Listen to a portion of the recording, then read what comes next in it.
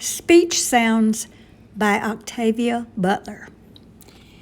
There was trouble aboard the Washington Boulevard bus. Rye had expected trouble sooner or later in her journey. She had put off going until loneliness and hopelessness drove her out. She believed she might have one group of relatives left alive, a brother and his two sisters 20 miles away in Pasadena. That was a day's journey one way, if she were lucky.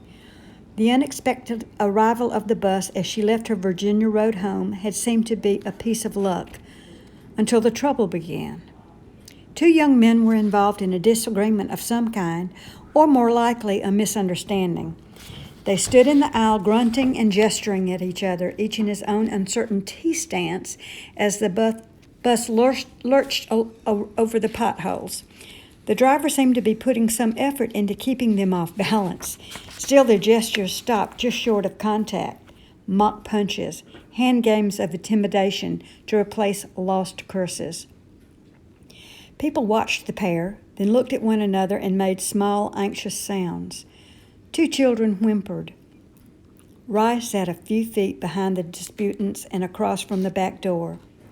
She watched the two carefully, knowing the fight would begin when someone's nerve broke or someone's hand slipped or someone came to the end of his limited ability to communicate. These things could happen any time. One of them happened as the bus hit an especially large pothole, and one man, tall, thin, and sneering, was thrown into his shorter opponent. Instantly, the shorter man drove his left fist into the disintegrating sneer. He hammered his larger opponent as though he neither had nor needed any weapon other than his left fist. He hit quickly enough, hard enough to batter his opponent down before the taller man could regain his balance or hit back even once. People screamed or squawked in fear. Those nearby scrambled to get out of the way. 3 more young men roared in excitement and gestured wildly. Then somehow a second dispute broke out between 2 of these 3. Probably because one inadvertently touched or hit the other. As the second fight scattered frightened passengers, a woman shook the driver's shoulder and grunted as she gestured toward the fighting. The driver grunted back through bared teeth. Frightened, the woman drew away. Rye, knowing the methods of bus drivers, braced herself and held onto the crossbar of the seat in front of her. When the driver hit the brakes, she was ready, and the combatants were not. They fell over seats and onto screaming passengers, creating even more confusion. At least one more fight started. The instant the bus came to a full stop, Rye was on her feet, pushing the back door. At the second push, it opened, and she jumped out, holding her pack in one arm. Several other passengers followed, but some stayed on the bus. Buses were so rare and irregular now. People rode when they could, no matter what. There might not be another bus today or tomorrow. People started walking, and if they saw a bus, they flagged it down. People making inner-city trips like Rye's from Los Angeles to Pasadena made plans to camp out or risked seeking shelter with locals who might rob or murder them. The bus did not move, but Rye moved away from it. She intended to wait until the trouble was over and get on again, but if there was shooting, she wanted the protection of a tree. Thus, she was near the curb when a battered blue Ford on the other side of the street made a U-turn and pulled up in front of the bus. Cars were rare these days, as rare as a severe shortage of fuel and of relatively unimpaired mechanics could make them. Cars that still ran were as likely to be used as weapons as they were to serve as transportation. Thus, when the driver of the Ford beckoned to Rye, she moved away warily. The driver got out, a big man, young, neatly bearded, with dark, thick hair. He wore a long overcoat and a look of wariness that matched Rye's. She stood several feet from him, waiting to see what he would do.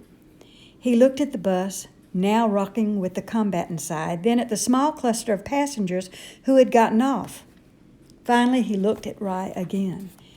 She returned his gaze, very much aware of the old .45 automatic her jacket concealed. She watched his hands. He pointed with his left hand toward the bus. The dark-tinted windows prevented him from seeing what was happening inside. His use of the left hand interested Rye more than his obvious question. Left-handed people tended to be less impaired, more reasonable and comprehending, less driven by frustration, confusion, and anger.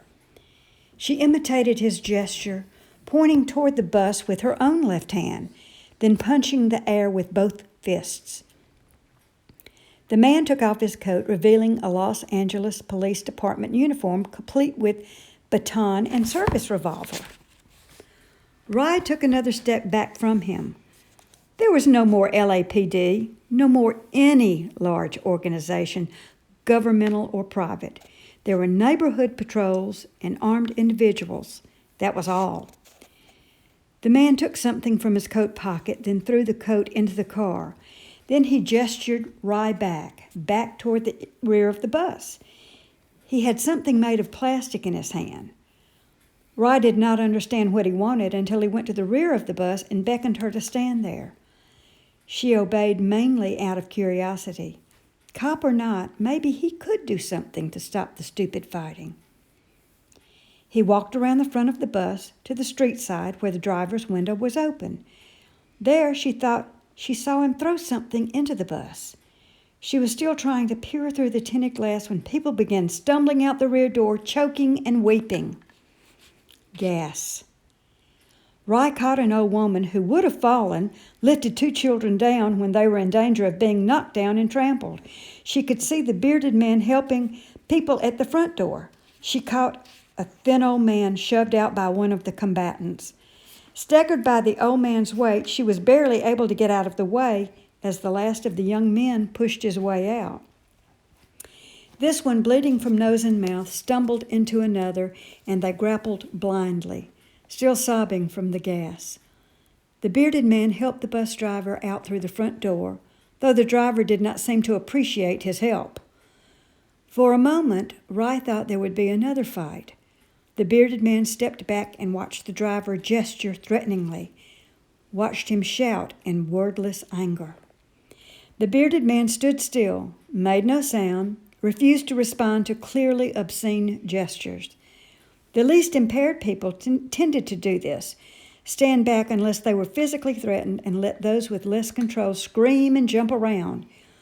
It was as though they felt it beneath them to be as touchy as the less comprehending. This was an attitude of superiority, and that was the way people like the bus driver perceived it. Such superiority was frequently punished by beatings, even by death. Rye had had close calls of her own.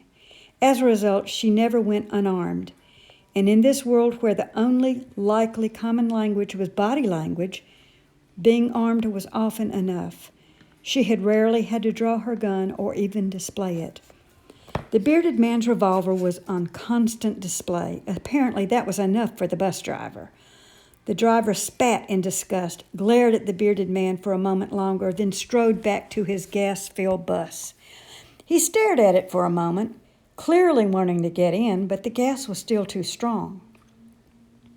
Of the windows, only his tiny driver's window actually opened. The front door was open, but the rear door would not stay open unless someone held it. Of course, the air conditioning had failed long ago. The bus would take some time to clear. It was the driver's property, his livelihood. He had pasted old magazine pictures of items he would accept as fare on its sides.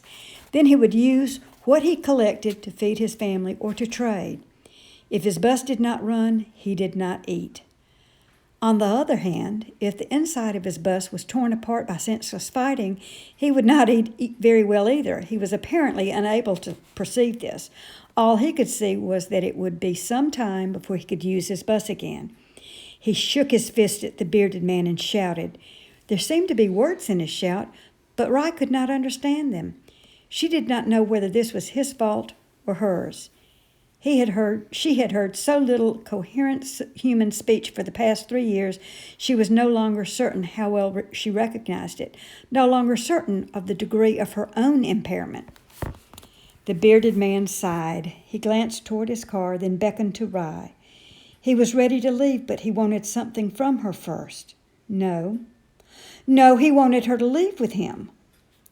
Risked getting into his car when, in spite of his uniform, law and order were nothing, not even words any longer. She shook her head in a universally understood negative, but the man continued to beckon. She waved him away. He was doing what the less impaired rarely did, drawing potentially negative attention to another of his kind. People from the bus had begun to look at her. One of the men who had been fighting tapped another on the arm, then pointed from the bearded man to Rye, and finally held up the first 2 fingers of his right hand, as though giving 2/3 of a Boy Scout salute. The gesture was very quick, its meaning obvious even at a distance. She had been grouped with the bearded man. Now what? The man who had made the gesture started toward her. She had no idea what he intended, but she stood her ground. The man was half a foot taller than she was and perhaps 10 years younger. She did not imagine she could outrun him, nor did she expect anyone to help her if she needed help. The people around her were all strangers. She gestured once, a clear indication to the man to stop. She did not intend to repeat the gesture. Fortunately, the man obeyed. He gestured obscenely, and several other men laughed. Loss of verbal language had spawned a whole new set of obscene gestures. The man, with stark simplicity, had accused her of sex with the bearded man and had suggested she accommodate the other men present, beginning with him. Rye watched him wearily. People might very well stand by and watch if he tried to rape her. They would also stand and watch her shoot him. Would he push things that far? He did not. After a series of obscene gestures that brought him no closer to her, he turned contemptuously and walked away. And the bearded man still waited. He had removed his service revolver, holster and all. He beckoned again, both hands empty. No doubt his gun was in the car and within easy reach, but his taking it off impressed her. Maybe he was all right. Maybe he was just alone. She had been alone herself for 3 years. The illness had stripped her, killing her children one by one, killing her husband, her sister, her parents. The illness, if it was an illness, had cut even the living off from one another. As it swept over the country, people hardly had time to lay blame on the Soviets, though they were falling silent along with the rest of the world, on a new virus, a new pollutant, radiation, divine retribution. The illness was stroke-swift in the way it cut people down and stroke-like in some of its effects, but it was highly specific. Language was always lost or severely impaired. It was never regained. Often there was also paralysis, intellectual impairment, death. Rye walked toward the bearded man, ignoring the whistling and applauding of the 2 young men and their thumbs up signs to the bearded man. If he had smiled at them or acknowledged them in any way, she would almost certainly have changed her mind. If she had let herself think of the possible deadly consequences of getting into a stranger's car, she would have changed her mind. Instead, she thought of the man who lived across the street from her. He rarely washed since his bout with the illness, and he had gotten into the habit of urinating wherever he happened to be. He had 2 women already, one tending each to his large gardens. They put up with him in exchange for his protection. He had made it clear that he wanted Rye to become his 3rd woman. She got into the car, and the bearded man shut the door. She watched as he walked around to the driver's door, watched for his sake because his gun was on the seat beside her, and the bus driver and a pair of young men had come a few steps closer. They did nothing, though, until the bearded man was in the car. Then one of them drew a rock. Others followed his example, and as the car drove away, several rocks bounced off harmlessly. When the bus was some distance behind them, Rye wiped sweat from her forehead and longed to relax. The bus would have taken her more than halfway to Pasadena. She would have only had 10 miles to walk. She wondered how far she would have to walk now, and wondered if walking a long distance would be her only problem. At Figueroa and Washington, where the bus normally made a left turn, the bearded man stopped, looked at her, and indicated that she should choose a direction.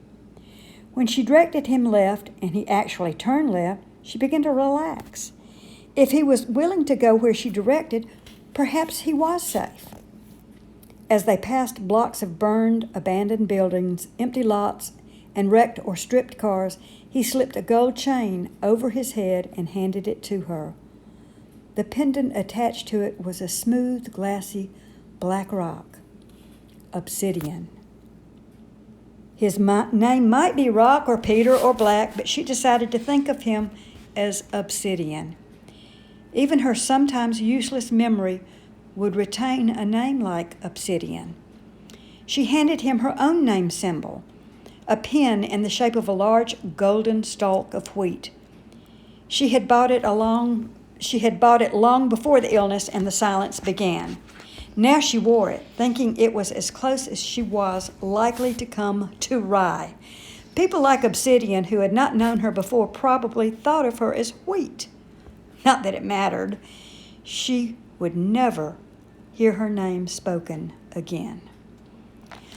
Obsidian handed her pen back to her. He caught her hand as she reached for it and rubbed his thumb over her calluses. He stopped at First Street and asked which way again. Then, after turning right, as she had indicated, he parked near the music center. There he took a folded paper from the dashboard and unfolded it. Rye recognized it as a street map, though the writing on it meant nothing to her. He flattened the map, took her hand again, and put her index finger on one spot. He touched her, touched himself, pointed toward the floor. In effect, we are here. She knew he wanted to know where she was going. She wanted to tell him, but she shook her head sadly. She had lost reading and writing. That was her most serious impairment and her most painful. She had taught history at UCLA. She had done freelance writing. Now she could not even read her own manuscripts. She had a house full of books that she could neither read nor bring herself to use as fuel. And she had a memory that would not bring back to her much of what she had read before. She stared at the map, trying to calculate. She had been born in Pasadena, had lived for 15 years in Los Angeles. Now she was near LA Civic Center. She knew the relative positions of the two cities, knew streets, directions, even knew to stay away from freeways, which might be blocked by wrecked cars and destroyed overpasses. She ought to know how to point out Pasadena, even though she could not recognize the word. Hesitantly, she placed her hand over a pale orange patch in the upper right corner of the map. That should be right. Pasadena. Obsidian lifted her hand and looked under it, then folded the map and put it back on the dashboard. He could read, she realized belatedly. He could probably write, too. Abruptly, she hated him. Deep, bitter hatred. What did literacy mean to him, a grown man who plays cops and robbers? But he was literate, and she was not. She never would be. She felt sick to her stomach with hatred, frustration, and jealousy. And only a few inches from her hand was a loaded gun. She held herself still, staring at him, almost seeing his blood, but her rage crested and ebbed, and she did nothing. Obsidian reached for her hand with hesitant familiarity. She looked at him. Her face had already revealed too much. No person still living in what was left of human society could fail to recognize that expression, that jealousy. She closed her eyes wearily, drew a deep breath. She experienced longing for the past, hatred of the present, growing hopelessness, purposelessness, but she had never experienced such a powerful urge to kill another person. She had left her home, finally, because she had come near to killing herself. She had found no reason to stay alive. Perhaps that was why she had gotten into Obsidian's car. She had never before done such a thing. He touched her mouth and made chatter motions with thumb and fingers. Could she speak? She nodded and watched his milder envy come and go. Now both had admitted what it was not safe to admit, and there had been no violence. He tapped his mouth and forehead and shook his head. He did not speak or comprehend spoken language. The illness had played with them, taking away, she suspected, what each valued most. She plucked at his sleeve, wondering why he decided on his own to keep the LAPD alive with what he had left. He was saying that enough otherwise. Why wasn't he at home raising corn, rabbits, and children? But she did not know how to ask. Then he put his hand on her thigh, and she had another question to deal with. She shook her head. Disease, pregnancy, helpless, solitary agony? No. He massaged her thigh gently and smiled in obvious disbelief. No one had touched her for 3 years. She had not wanted anyone to touch her. What kind of world was this to chance bringing a child into, even if the father were willing to stay and help raising? It was too bad, though. Obsidian could not know how attractive he was to her.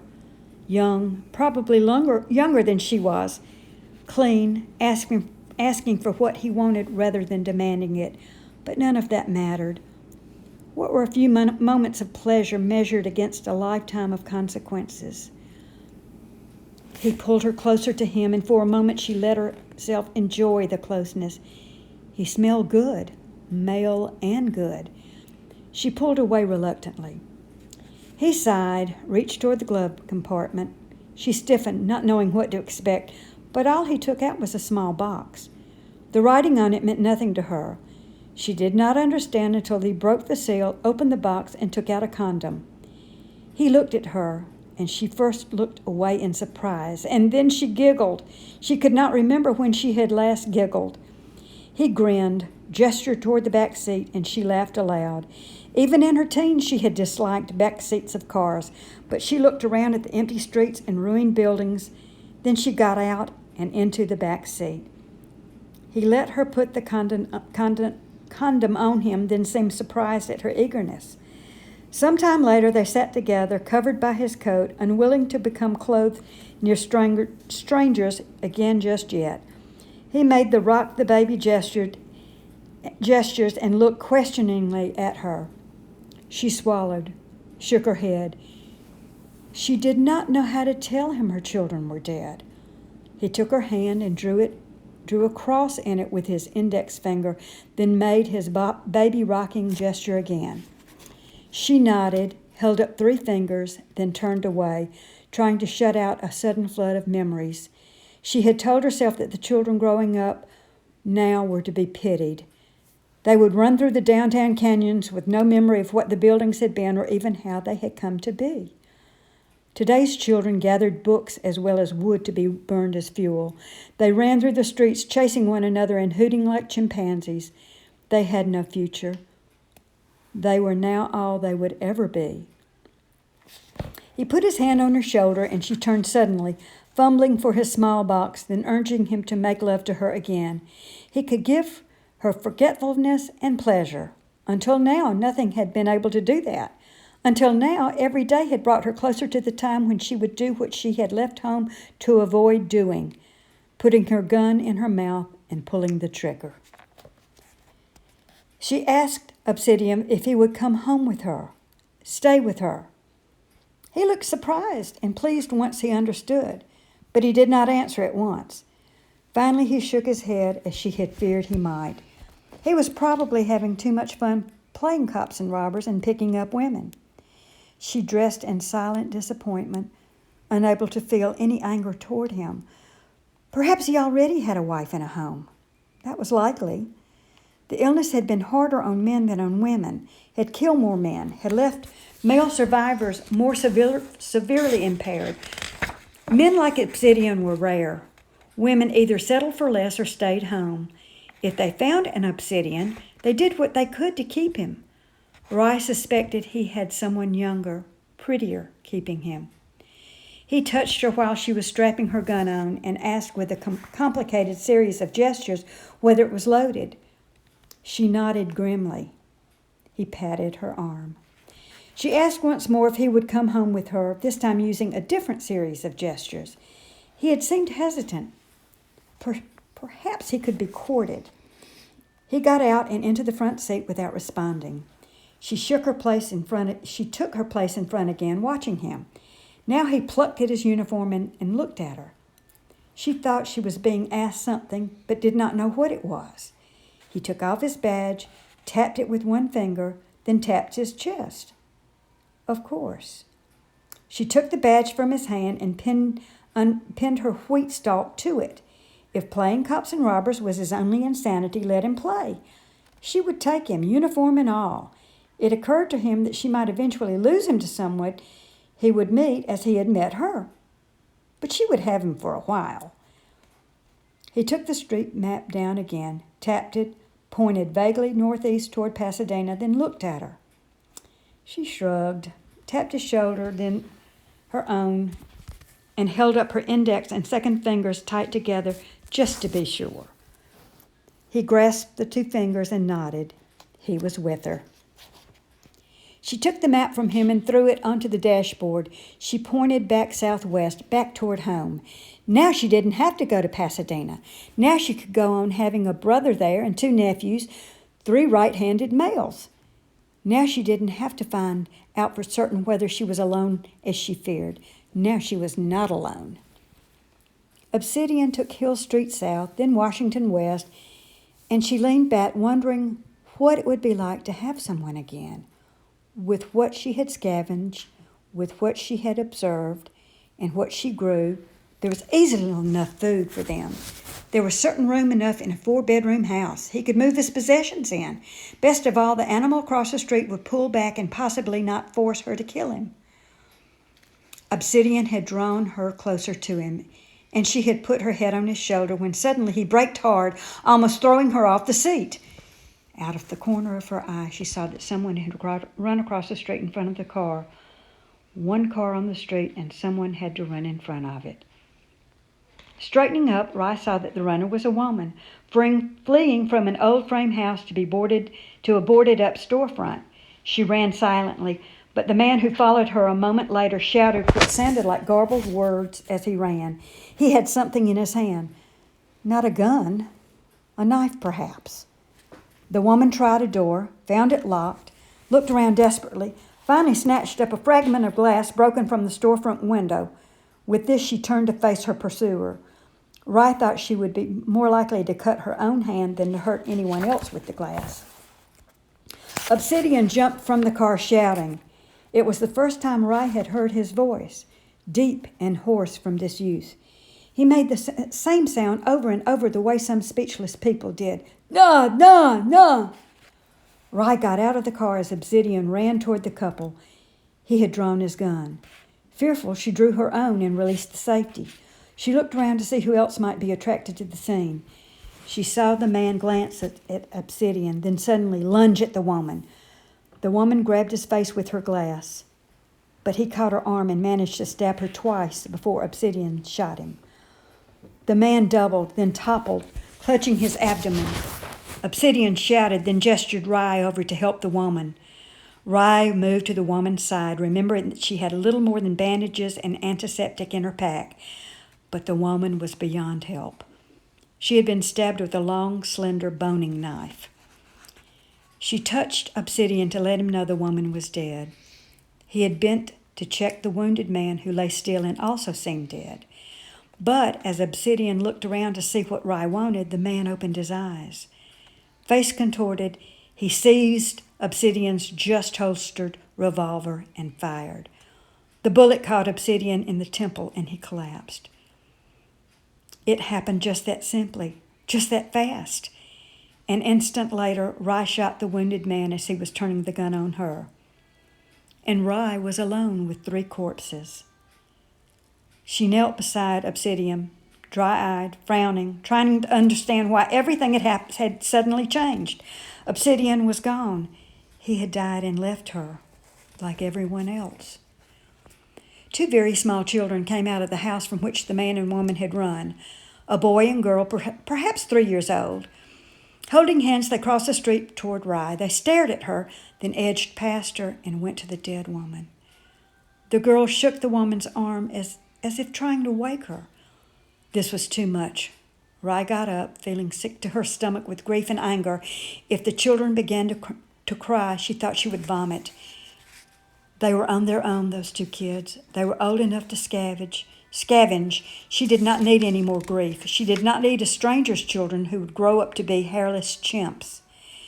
She went back to the car. She could drive home at least. She remembered how to drive. The thought that Obsidian should be buried occurred to her before she reached the car, and she did vomit. She had found and lost the man so quickly. It was as though she had been snatched from comfort and security and given a sudden, inexplicable beating. Her head would not clear. She could not think. Somehow she made herself go back to him, look at him. She found herself on her knees beside him with no memory of having knelt. She stroked his face, his beard. One of the children made a noise, and she looked at them, at the woman who was probably their mother. The children looked back at her, obviously frightened. Perhaps it was their fear that reached her finally. She had been about to drive away and leave them. She had almost done it, almost left 2 toddlers to die. Surely there had been enough dying. She would have to take the children home with her. She would not be able to live with any other decision. She looked around for a place to bury 3 bodies, or 2. She wondered if the murderer were the children's father. Before the silence, the police had always said that some of the most dangerous calls they went out on were domestic disturbance calls. Obsidian should have known that. Not that the knowledge would have kept him in the car. It would not have held her back either. She could not have watched the woman murdered and done nothing. She dragged Obsidian toward the car. She had nothing to dig with and no one to guard her while she dug. Better to take the bodies with her and bury them next to her husband and her children. Obsidian would come home with her after all. When she had gotten him on the floor in the back, she returned for the woman. The little girl, thin, dirty, solemn, stood up and unknowingly gave Rye a gift. As Rye began to drag the woman by her arms, the little girl screamed, "No!" Rye dropped the woman and stared at the girl. "No!" the girl repeated. She came to stand beside the woman. "Go away," she told Rye. "Don't talk," the little boy said to her. There was no blurring or confusing of sounds. Both children had spoken and Rye had understood. The boy looked at the dead murderer and moved further from him. He took the girl's hand. "Be quiet," he whispered. Fluent speech. Had the woman died because she could talk and had taught her children to talk? Had she been killed by a husband's festering anger or by a stranger's jealous rage? And the children, they must have been born after the silence. Had the disease run its course then? Or were these children simply immune? Certainly they had had time to fall sick and silent. Rye's mind leaped ahead. What if the children of 3 or fewer years were safe and able to learn language? What if all they needed were teachers and protectors? Rye glanced at the dead murderer. To her shame, she thought she could understand some of the passions that must have driven him, whoever he was. Anger, frustration, hopelessness, insane jealousy. How many more of him were there? People willing to destroy what they could not have. Obsidian had been the protector, had chosen that role for who knew that reason. Perhaps putting on an obsolete uniform and patrolling the empty streets had been what he did instead of putting a gun into his mouth. And now that was there was something worth protecting. And now that there was something worth protecting, he was gone. She had been a teacher, a good one. She had been a protector too, though only of herself. She had kept herself alive when she had no reason to live. If the illness let these children alone, she could keep them alive. Somehow she lifted the dead woman into her arms and placed her on the back seat of the car. The children began to cry, but she knelt on the broken pavement and whispered to them, fearful of frightening them with the harshness of her long, unused voice. "It's all right," she told them. "You're going with us, too. Come on." She lifted them both, one in each arm. They were so light. Had they been getting enough to eat? The boy covered her mouth with his hand, but she moved her face away. "It's all right for me to talk to him. As long as no one's around, it's all right." She put the boy down on the front seat of the car, and he moved over without being told to make room for the girl. When they were both in the car, Rye leaned against the window, looking at them, seeing that they were less afraid now, that they watched her with at least as much curiosity as fear. "I'm Valerie Rye," she said, savoring the words. "It's all right for you to talk to me."